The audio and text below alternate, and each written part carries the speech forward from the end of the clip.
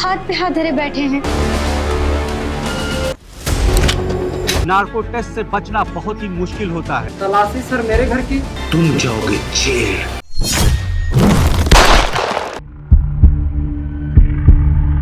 यूं तो हमारा देश बहुत तेजी से विकसित हो रहा है, लेकिन सीमित सोच के कारण हमारे समाज में कुछ ऐसी घटनाएं घट जाती हैं जो हमें अंदर से झकझोर देती है। सर मुझे रिपोर्ट लिखवानी है।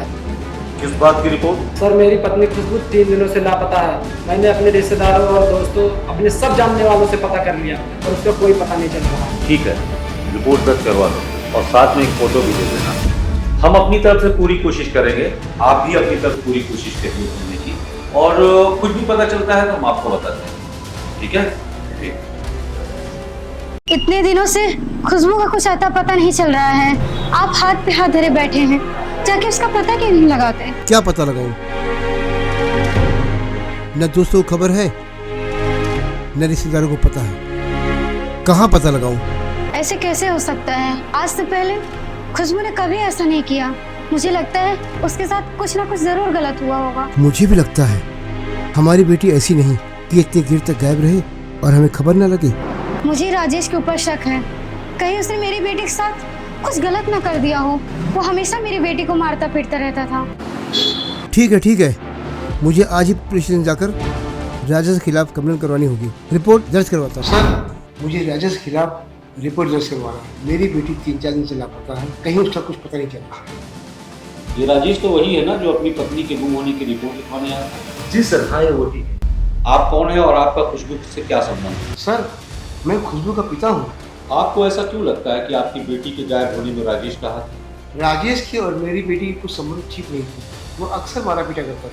मुझे पूरा यकीन है इसमें राजेश का ही हाथ है। अच्छा ठीक है, आप अपनी कंप्लेंट लिखवा दीजिए।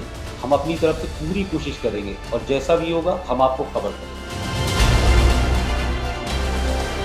सर आपको क्यों लगता है कि खुशबू के गायब होने के पीछे राजेश का हाथ है? कुछ कह नहीं सकते हैं, हो सकता है, नहीं भी हो सकता है। फिलहाल इन दोनों की रिपोर्ट के मुताबिक तुम काम करो और खुशबू का पता लगाओ बहुत जल्दी। जी सर।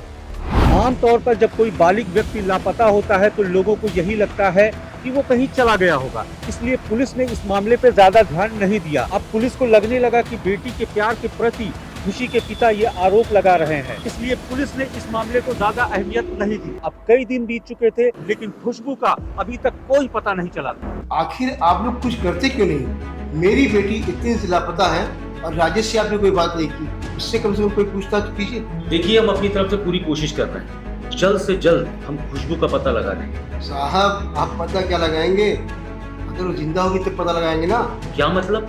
साहब खुशबू के लापता होने के बाद राजेश ने अपने पूरे घर की सफाई की थी और हाँ कार की भी सफाई की थी। साहब मुझे तो यकीन है कि मेरी बेटी को उसने मार दिया। आप अपने आप को संभालिए, ऐसा कुछ नहीं, और हम जल्द से जल्द खुशबू को ढूंढ लेंगे।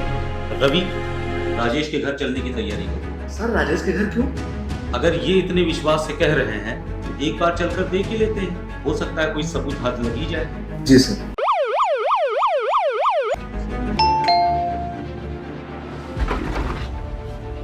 सर आप यहाँ मेरी खुशबू का पता चला? जल्दी ही ढूंढ लेंगे, फिलहाल मुझे आपके घर की तलाशी लेनी है। तलाशी सर मेरे घर की। खुशबू के पिता को शक है कि तुमने खुशबू को मार दिया है। मैंने खुशबू को मार दिया? सर आप ये कैसी बातें कर रहे हैं? मैं भला खुशबू को क्यों मारूंगा? जो भी है पता चल जाएगा जल्दी। खुशबू के फादर को आपके ऊपर शक है, तो प्लीज आप कोऑपरेट कीजिए इन लोगों को अंदर जाने प्लीज।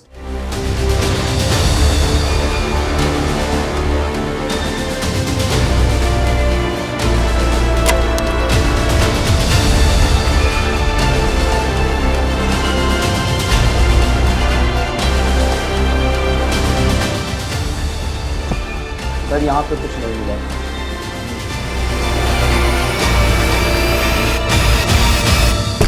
सर कुछ मिला नहीं।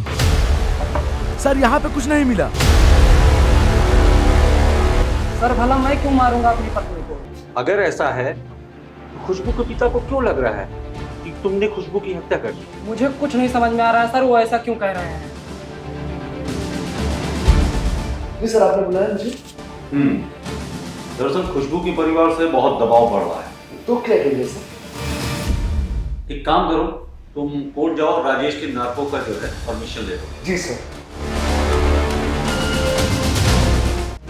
आमतौर पर यह माना जाता है किसी भी अपराधी का नार्को टेस्ट से बचना बहुत ही मुश्किल होता है, और राजेश ने भी नार्को टेस्ट के सारे सवालों के जवाब एकदम सही तरीके से दिए।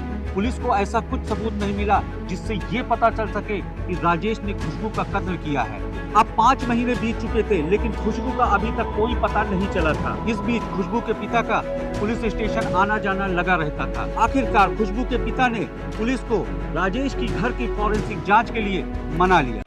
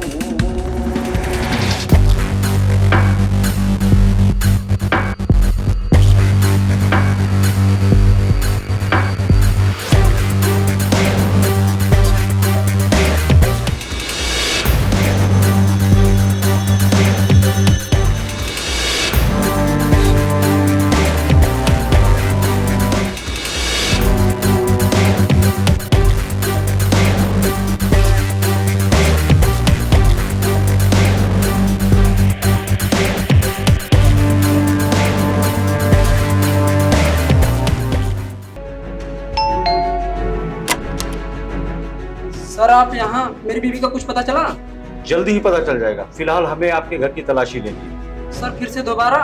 हाँ, आपको कोई दिक्कत है नहीं सर। तो फिलहाल पुलिस को आप कोऑपरेट कीजिए, हमारी टीम को अंदर जाने दीजिए। जय।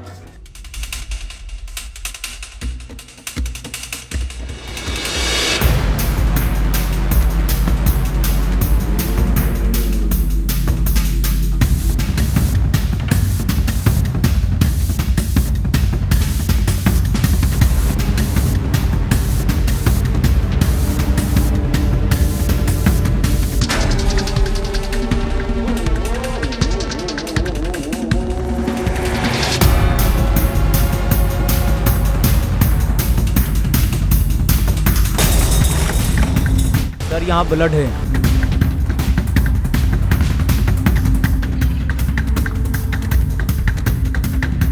सर यहाँ ब्लड है। राजेश के घर से मिली हुई खून की छींटों की जब जांच की गई तो पता चलता है ये खून खुशबू का है, और इतना पुलिस के लिए काफी था। बता तूने क्यों मारा खुशबू को? सर खुशबू अपने दोस्त कमलेश से बातें करती रहती थी और मेरे मना करने पर भी वो नहीं मानी। इस पर कई बार हमारी उससे लड़ाई भी हुई। खुशबू को पता था कि मुझे कमलेश बिल्कुल पसंद नहीं है, फिर भी उससे बातें करती रहती थी, और एक दिन तो हद ही पार कर दी सर। जब मैं काम से घर लौटा तो देखा कमलेश घर पर था और उन दोनों को साथ देखा, और मेरा दिमाग एकदम से सर पूरा घूम गया, और कमलेश के जाते ही मैंने खुशबू को मार दिया सर। मैंने खुशबू को मार दिया।